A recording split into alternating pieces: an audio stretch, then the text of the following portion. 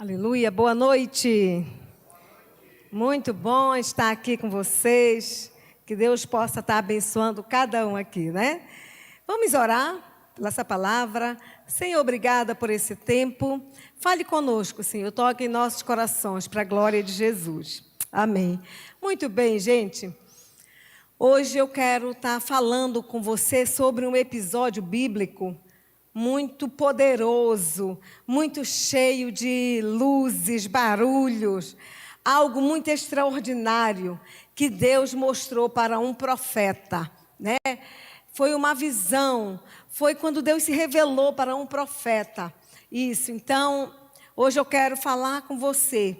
O que acontece quando Deus se revela para um homem, né? Então, nós vamos estar falando sobre o profeta Isaías, a visão de Isaías, tá? Vamos ler Isaías capítulo 6, versículo de 1 a 8. Começa desse jeito. No ano em que o rei Uzias morreu, eu vi o Senhor. Ele estava sentado em um trono alto e a borda do seu manto enchia o templo. Acima dele havia serafins, cada um com 6 asas. Com 2 asas cobriam o rosto, com 2 asas cobriam os pés, e com 2 voavam. Diziam em alta voz uns aos outros: Santo, Santo é o Senhor dos exércitos. Toda a terra está cheia de sua glória. Suas vozes sacudiam o templo até os alicerces, e todo o edifício estava cheio de fumaça. Então eu disse: estou perdido, é o meu fim, pois sou um homem de lábios impuros e vivo no meio de pessoas de lábios impuros. Meus olhos, porém, viram o Rei, o Senhor dos exércitos.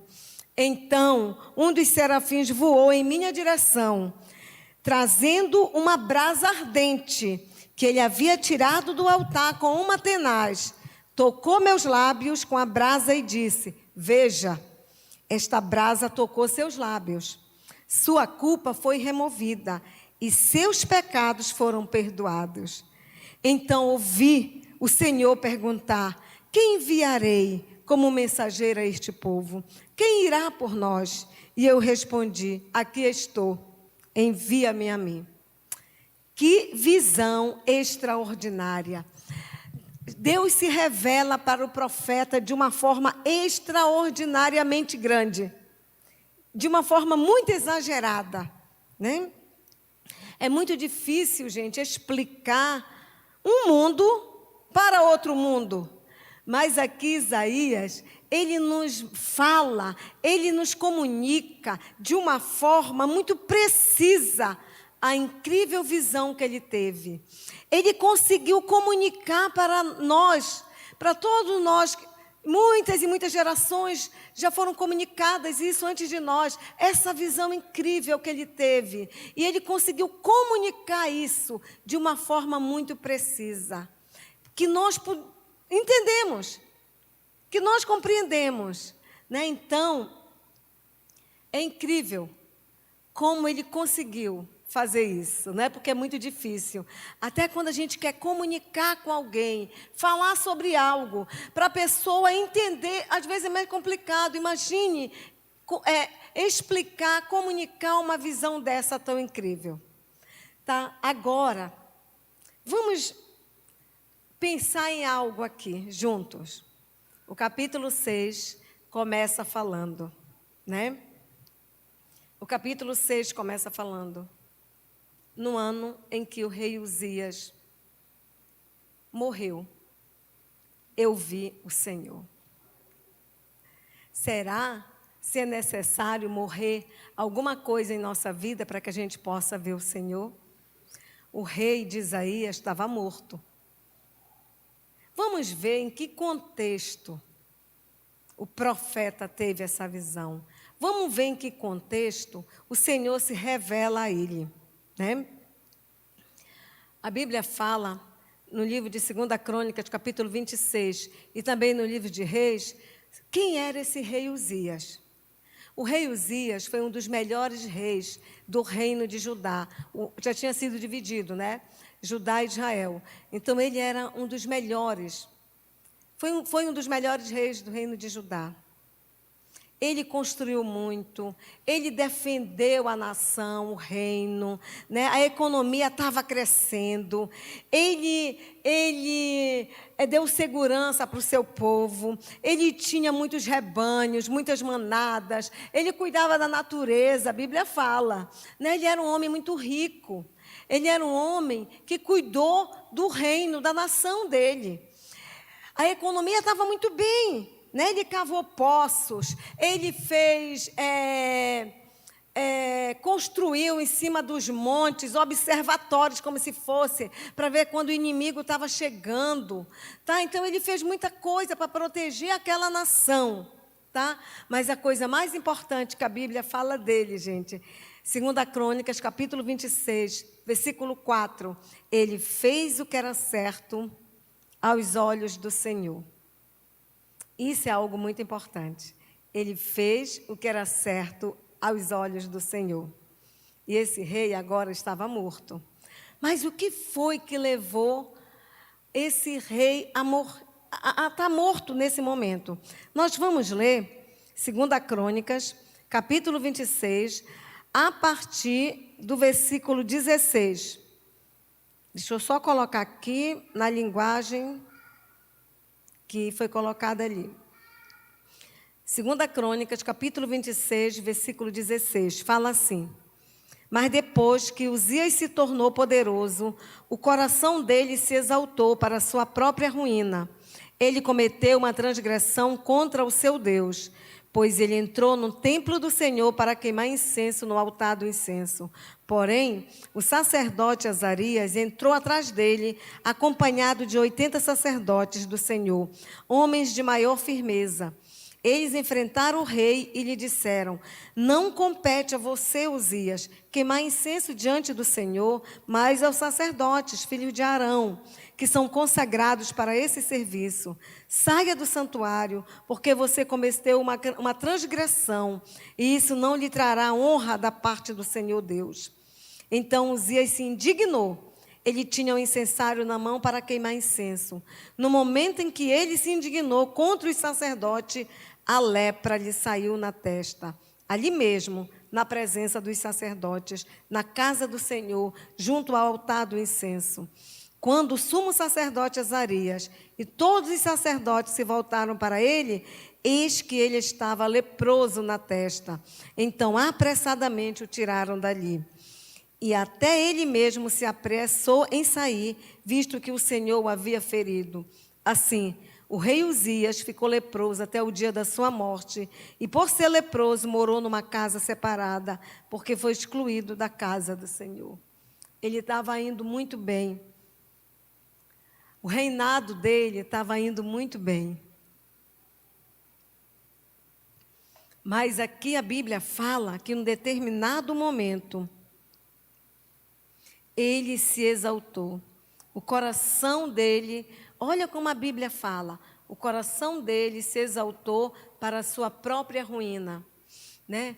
Quando ele estava muito bem, muito famoso, ele ganhava as guerras, ele conquistou os inimigos, ele estava muito famoso, ele se exaltou. Ele foi fazer algo que não cabia a ele fazer, era a função dos sacerdotes. Né? Mas a Bíblia fala também, no livro de Crônicas, nesse mesmo capítulo, que o próprio Isaías escreveu a biografia desse rei. Então, aqui fala de quê? Que Isaías não era apenas um dos profetas que estavam ali a serviço do rei e da nação. Isaías era um amigo desse rei. Por isso que Isaías estava sofrendo, porque olha só como ele começa esse capítulo, Isaías capítulo 6, no ano que o rei Uzias morreu, eu vi o Senhor. Ele lembrou, ele citou o que estava acontecendo com ele. Né? E a Bíblia fala que ele estava indo ao templo para buscar o Senhor. Ele estava enlutado, estava passando por um momento difícil, de decisão, de transição do governo. O que vai acontecer comigo agora nesse próximo governo, nesse próximo reinado? Era o que estava passando na mente de Isaías, com certeza. E ele foi buscar o Senhor. Ele foi buscar o Senhor num templo, né, de Judá, que estava lá. Mas sabe o que ele encontrou nesse templo? Eu quero te dizer o que ele encontrou nesse templo. Enquanto ele foi buscar Deus no templo, ele encontrou naquele templo um Deus que não está contido em templo algum. Um Deus transcendente, que está acima de tudo. Um Deus que não cabe entre quatro paredes. Deus se mostrou a ele como é, com a grandeza, com a transcendência, com a soberania, com tudo. Isaías foi buscar a Deus, porque ele estava passando por uma situação delicada, mesmo sendo um profeta. E Deus se manifestou a ele de uma forma muito grande, né? Mostrou o seu trono a um homem. E o que acontece? Nessa visão que Isaías teve, quando Deus se revela para ele dessa forma tão grande, acontece algo extraordinário. Então, esse é o nosso primeiro ponto. Um encontro extremo aconteceu entre Isaías e Deus. Um encontro extraordinário, um encontro incrível que aconteceu entre Deus e Isaías, naquele templo. Gente, alguém aqui já teve um encontro que marcou a tua vida? Você já teve um encontro com uma outra pessoa, que aquela pessoa te falou algo que te deu um start, mudou alguma coisa aqui dentro? Você parou de pensar como pensava antes? Eu já tive vários encontros assim, né? Agora imagina ter um encontro com o próprio Deus, com a própria glória do Senhor. O que pode um encontro desse causar na vida de uma pessoa? Vamos ver agora como foi esse encontro tão extraordinário, esse encontro tão incrível, esse encontro tão extremo, né, tão excepcional, que Deus tinha marcado com Isaías. Agora, gente, pense, vamos aqui pensar um pouco sobre tudo isso. A Bíblia fala que Isaías está vindo ao templo orar, e lá ele tem essa visão. Agora pense nessa visão. A Bíblia diz que ele viu Deus num alto e sublime trono. E o Senhor estava sentado nesse alto e sublime trono. Mas somente as vestes do Senhor enchiam todo o trono. Todo o templo estava cheia. Só do manto, da orla, do manto do Senhor.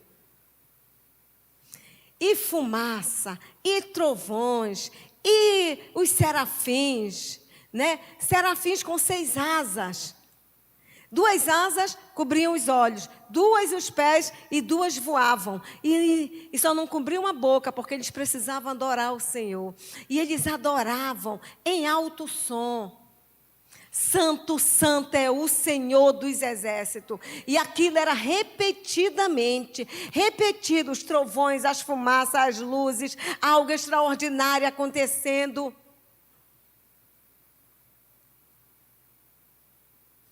E Isaías vendo aquilo. E foi num momento muito delicado da vida de Isaías que Deus se manifestou. Às vezes, Deus, quando nós estamos passando por alguns momentos delicados na vida, Deus se manifesta. Eu já tive momentos assim na minha vida.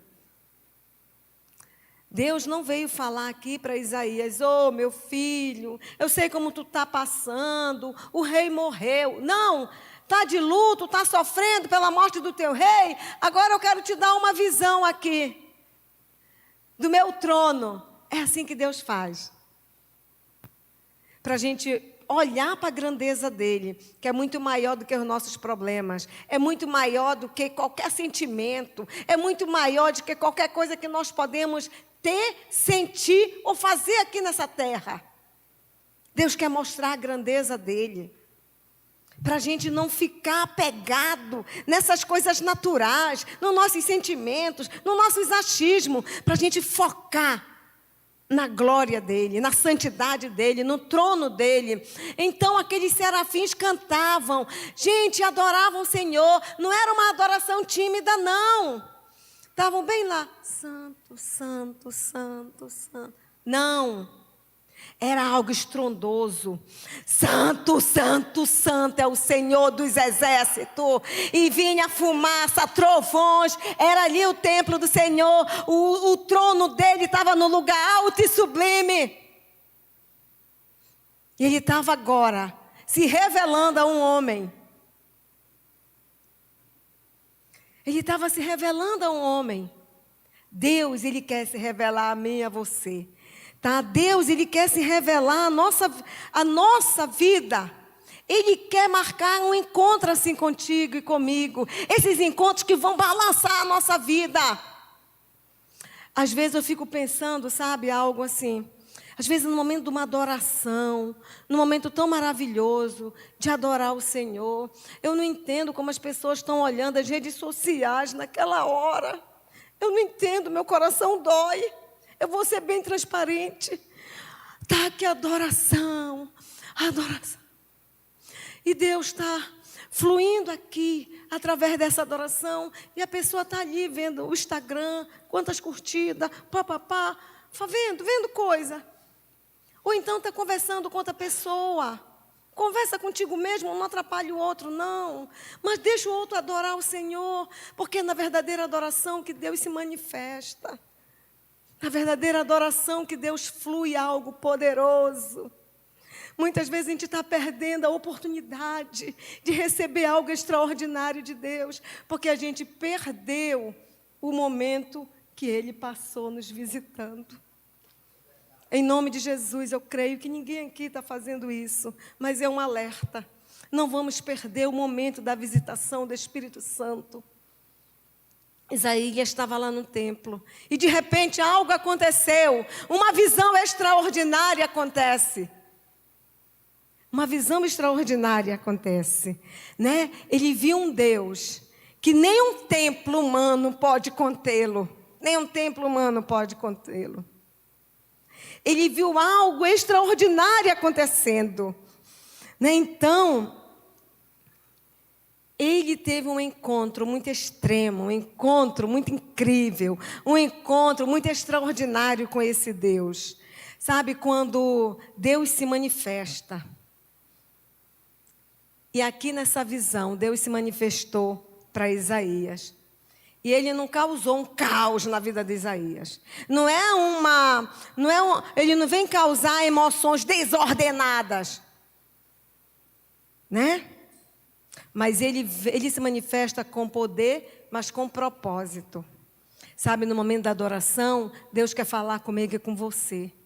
No momento que a gente começa a buscar o Senhor na nossa casa, aqui na igreja, eu não estou falando só da igreja, eu estou falando de casa. Deus quer manifestar, mas às vezes a gente não consegue ouvir. Porque está um caos na nossa alma, está um caos. A nossa mente está tudo desordenada. Os pensamentos estão queimando. As emoções desordenadas. Mas a gente está louvando. Aí grita, pula, dança, mas dentro da gente está um caos. Gente, Deus, Ele age com poder, mas com um propósito específico. Em qualquer manifestação dEle. Então a gente tem que aproveitar essas oportunidades. Tá bom? E agora, gente, esse profeta Isaías, a vida dele era isso, exercer, né, essa função de profeta em Judá.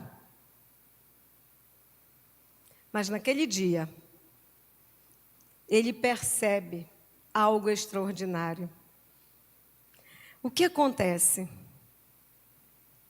Enquanto ele vê aquela visão toda extraordinária, o coração dele estava angustiado, estava pesado. Por quê? Porque ele estava vivendo um momento delicado na sua vida. Mas quando ele viu a santidade de Deus, a glória do Senhor, Qual foi a primeira coisa que ele falou? Ele falou: ai de mim! Ai de mim! O que significa isso? Quando você tem um encontro com a glória do Senhor, você se vê tão pequeno, você começa a perceber: eu estou fazendo isso, por que eu estou fazendo isso? O coração começa a pesar e Isaías grita, ele não fala, ai de mim, como alguns querem que a gente pense. Não, sabe por que ele não fala? Porque a visão dele era muito barulhenta, ele tinha que gritar assim, ai de mim! E com certeza outros que estavam trabalhando por ali, os sacerdotes, os que serviam no templo, ouviram esse grito de Isaías: ai de mim, ai de mim, quem eu sou? Eu não sou nada diante da glória de Deus, nós não somos nada diante da grandeza do Senhor. Ele se viu tão pequeno e ele disse: ai de mim, porque eu sou um homem de lábios impuros e eu vivo no meio de um povo de lábios impuros. Mas ele servia ao rei. Ele servia ao rei, mas ele estava com os lábios impuros. Sabe, ele estava com os lábios impuros. Jesus Cristo, em Mateus capítulo 15, versículo 11, ele fala algo muito importante sobre isso. Ele fala assim: não é o que entra pela boca que torna uma pessoa impura, é o que sai da boca que torna a pessoa impura. Isaías estava se sentindo um homem impuro de lábios, porque ele com certeza, ele podia até não falar, eu não sei se ele falava ou não posso defender ele aqui, mas eu posso imaginar que ele ouvia coisas, e ele concordava com piadas, quem sabe, de sujeira, sujas mesmo, concordava em alguém fofocar do outro, falar mal, tudo isso é impureza, mentira, sabe? Ficava ali.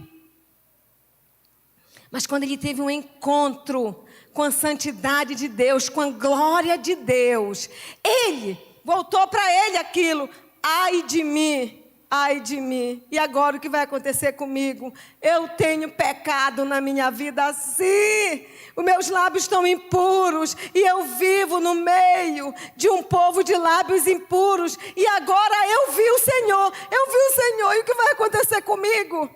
Será que eu vou morrer porque eu vi o Senhor? Ele se desesperou. E o que aconteceu? Segundo ponto, Deus derrama sobre Isaías uma graça extravagante. Deus derrama uma graça extravagante sobre Isaías. Quando Isaías é tocado, como é que eu posso ver a santidade de Deus sendo um homem de lábios impuros? O que vai acontecer comigo? Primeira coisa, gente, que nós precisamos fazer para que Deus possa se revelar a nós é admitir que nós precisamos andar em pureza. E também, quando está em pecado, admitir que está em pecado. Chamar o nome do pecado.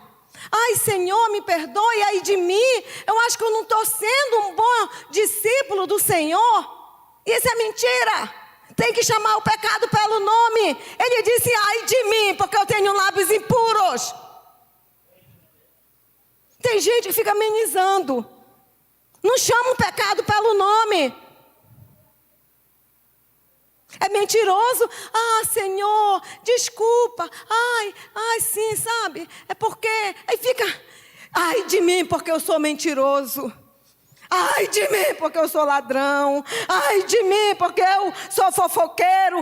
Ai de mim, porque eu sou iracundo. Ai de mim! Quando a gente tem um encontro com a glória de Deus, a gente tem que falar o nome do nosso pecado, sim, para receber essa graça extravagante do nosso Senhor. Nós não podemos ficar botando as coisas para baixo do tapete, escondendo em lugares, porque ali vai acumular trevas, e Satanás gosta de trevas. Ele ama as trevas, Satanás. Então nós precisamos admitir. Porque Deus quer purificar a nossa vida. Ele quer trazer. Porque Ele já trouxe, na verdade, Jesus Cristo. Ele já enviou para morrer por nós. Para que a gente pudesse receber essa graça extravagante. Mas vamos admitir e chamar o pecado pelo nome. Vamos parar de dar desculpa. Vamos parar de dar desculpa. Porque Deus nos conhece. A gente não pode se esconder dele. Por que a gente fica dando desculpa? Admite logo e recebe todos os benefícios que ele tem para a sua vida. Tá bom? Sabe? Nós já falamos coisas que magoamos pessoas, que pessoas se entristeceram conosco. Já falamos coisas que envergonharam os anjos. Os anjos ficaram horrorizados. A Bíblia fala em Ezequiel que eles têm tantos olhos mesmo, é olho na asa, em tudo. Aí tem pessoas que falam tanta besteira, que tem os lábios tão impuros, que os anjos, os serafins ficam tão envergonhados que fecham todos os olhos deles.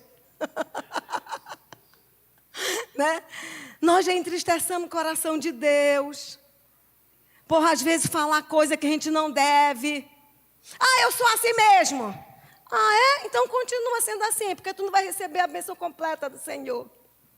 A bênção completa, a visão extraordinária de Deus, vem para aqueles que são contritos e quebrantados de coração. Vem para aqueles que admitem e dizem, ai de mim, ai de mim, ai de mim. Quantas vezes eu já falei, ai de mim, Senhor, tenha compaixão dessa vida aqui, Senhor. Nós precisamos ter esse entendimento para receber essa graça extravagante. Se dissermos que não temos pecado, enganamos a nós mesmos e a verdade não está em nós. Mas, se confessarmos nossas faltas, Ele é fiel e justo para nos perdoar os pecados e nos purificar de toda injustiça. Ele é fiel e justo, gente. Para que ficar com o pecado escondido?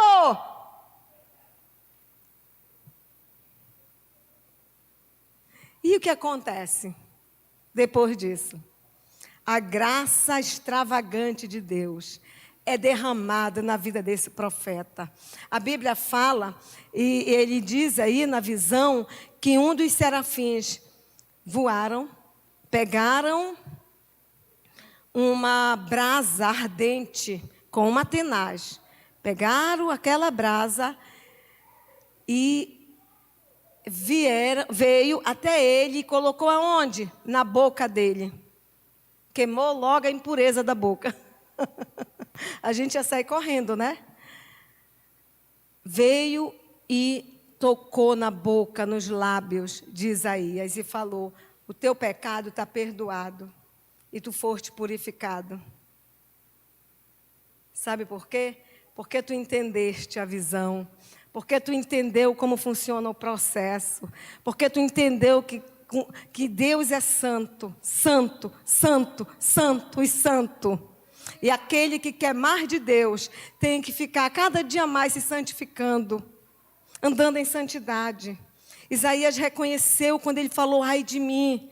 E imediatamente, ele diz que aquele serafim veio e pegou aquela brasa com o tenaz e colocou nos lábios dele, purificando os seus lábios. O coração de Isaías não estava mais pesado agora por causa daquele pecado. Ele estava com a alma leve, com os ouvidos sensíveis agora. Por quê? Porque ele estava vendo aquilo, a santidade de Deus. Mas agora ele estava liberto. Ele podia aproveitar melhor aquilo. Quando o nosso coração está livre, está leve, quando nós temos confessado nossas falhas, os nossos ouvidos espirituais ficam mais sensíveis para ouvir o sussurro de Deus. Isso aconteceu com Isaías. Naquela visão,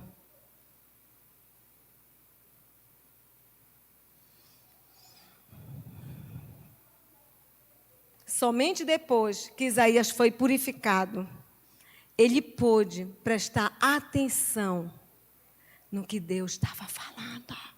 Porque Deus não estava gritando. Sabe?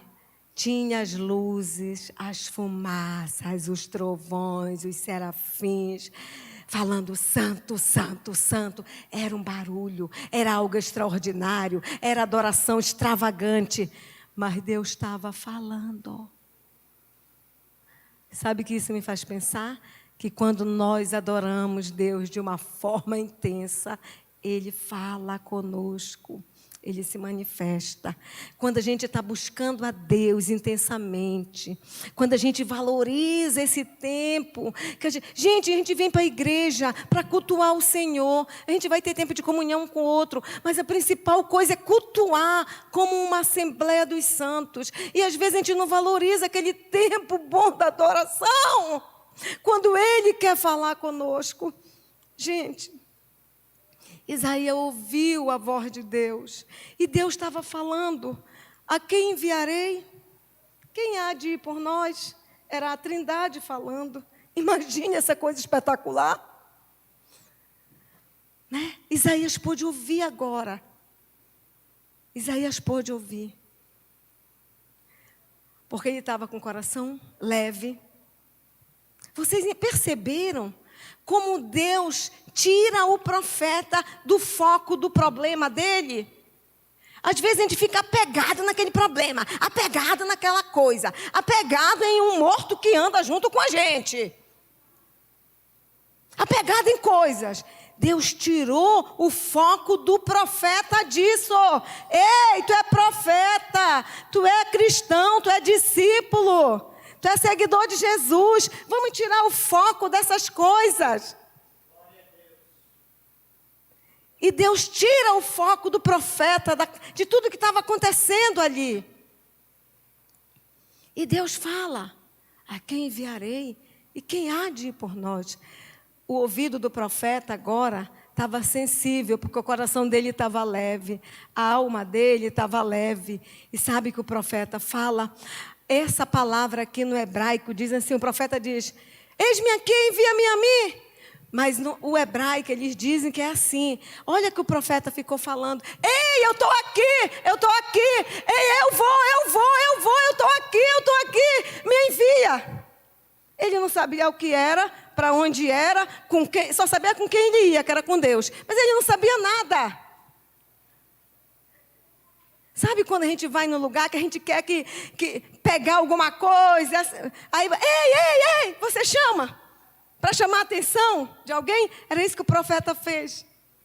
Quando ele ouviu Deus falar: a quem enviarei e quem há de ir por nós? Foi isso que ele fez. Eu estou aqui, me envia a mim, eu vou. Ele não sabia nem o que era, mas ele queria ir porque era com Deus, porque ele estava livre daquele peso, porque agora a vida dele foi transformada, porque agora Deus se revelou para ele, porque agora Deus falou com ele, porque agora Deus derramou uma graça extravagante sobre a vida dele. O terceiro ponto: tudo isso fez com que o profeta desse uma resposta exuberante para Deus. Meu amigo, meu irmão, eu quero que você entenda: Deus precisa de uma resposta tua. Deus precisa de uma resposta tua. A resposta de Isaías foi exuberante. Ele: eis-me aqui, me envia. Ele nem sabia o que era. Ele nem sabia. Mas ele falou: eu vou, porque agora eu entendi a tua santidade, agora eu entendi o teu amor, quando tu derramaste essa graça extravagante sobre a minha vida. Eu não posso continuar no mesmo lugar que eu estou. Hoje Deus ainda pergunta: quem irá por nós? Hoje Deus ainda pergunta: a quem eu enviarei? Se nós olharmos para trás, Ele já enviou a Jesus Cristo para morrer por nós, para que nós pudéssemos ter acesso a Ele. Mas a tarefa continua, ainda tem muito para fazer. E Ele pergunta: a quem enviarei? Ele quer te enviar para o local que tu trabalha, Ele quer te enviar para a tua família. O que adianta o homem ganhar o mundo todo e perder a sua casa? Deus está te enviando para a tua família.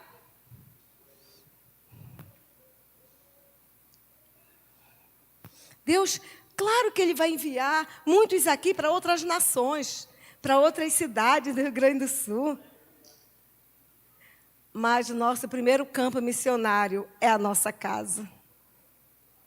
A quem enviarei? E quem há de ir por nós? Você já está lá. Você é o missionário da sua casa, da sua família. Tá? É sua responsabilidade. Nessa visão toda, a audição espiritual de Isaías foi transformada. Porque agora ele foi tocado por Deus, ele era outro homem. Ele era outro homem. A realidade extrema abriu os olhos do profeta. A graça, essa graça transbordante, extravagante, purificou os pecados de Isaías. E a resposta exuberante encheu a alma de Isaías. Agora ele estava livre para fazer a vontade de Deus. Agora, meu irmão, é assim. Eu não sei se Deus vai visitar você da forma como Ele visitou Isaías. Mas uma coisa eu sei, Ele vai te visitar. Sabe por que Ele vai te visitar? Porque você está no coração e na mente dEle. E Ele quer te visitar. Agora, a minha oração por mim e por você é que a gente não perca o momento da visitação de Deus. Que a gente não perca porque a gente está distraído. Sabe, você às vezes está assistindo um filme ou alguma coisa, aí você está distraído. O que foi? Todo mundo riu. Aí o que foi? Distraiu, perdeu. Sabe, em nome de Jesus, que ninguém aqui perca esse momento da visita de Deus na sua vida. Tá? Porque Deus vai te visitar. Eu não sei se vai ser dessa forma extraordinária, como Ele visitou Isaías. Eu não sei se Ele vai se manifestar na visita dEle a você, como Ele fez com Moisés, que o arbusto ali estava com fogo, mas não era consumido. Eu não sei se vai ser assim. Eu não sei se Ele vai te visitar como Ele fez com Elias. Elias estava com a alma conturbada, com tantas coisas acontecendo. E a Bíblia diz que um vento tranquilo e suave veio. E ali estava o Senhor. Né? Porque o profeta Elias precisava daquilo naquele momento. Eu não sei como ele vai te visitar, mas uma coisa que eu sei é que ele encontrou um covarde, um traidor, que o nome dele era Jacó. Ele teve um encontro com Jacó, enquanto ele dormia. E aquilo mudou a vida de Jacó. Pode ser que Deus te visite através de um sonho. Né? Pode ser que Deus te visite da forma que Ele quiser. Ele é Deus, Ele faz o que Ele quiser. Tá? Ele veio a Paulo, que o Saulo de Tarso tinha as intenções assassinas, sequestrava os cristãos, batia, perseguidor da igreja do Senhor. Mas um dia, enquanto ele estava indo para Damasco, perseguir a igreja do Senhor, o Senhor já tinha marcado esse encontro com ele. Um encontro extraordinário aconteceu. E o encontro do Paulo foi mais pesado. Ele ficou cego 3 dias. Porque na cegueira física, ele pôde meditar. E depois disso, ele se transformou num grande apóstolo Paulo que nós conhecemos. Eu não sei como vai ser a tua visita, mas o Senhor vai te visitar. O Senhor vai te visitar. A minha oração é que todos nós estejamos atentos para quando o Senhor nos visitar. Mas eu quero te dizer, te prepara para a visita. Te prepara para a visita. Começa desde agora. Pedir a ajuda do Espírito Santo.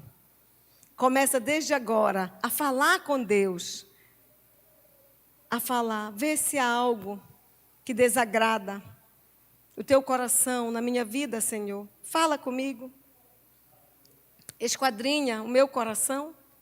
Porque quando tu passares, eu não quero nem perder tempo em confessar pecado. Eu quero aproveitar ao máximo a tua presença, o máximo a tua glória, o máximo a tua santidade. Porque Ele vai te visitar. Ele vai te visitar, em nome de Jesus. Eu não sei se Ele vai fazer como Ele fez com Samuel. Samuel era uma criança e estava no templo do Senhor, que foi entregue ao sacerdote pela sua mãe. Mas aí Deus vinha conversar com ele à noite. Eu não sei se Ele vai fazer isso com você, mas Ele pode, se Ele quiser. A adoração verdadeira é onde nossa realidade comum é visitada pela realidade divina de Deus. É onde nossa verdadeira realidade de vida, de alma, de comportamentos, né, é colocada em pauta.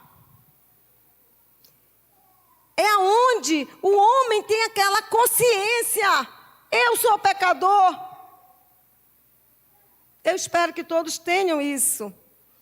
E é onde nós reconhecemos a graça extravagante de Deus. Essa graça é realizada.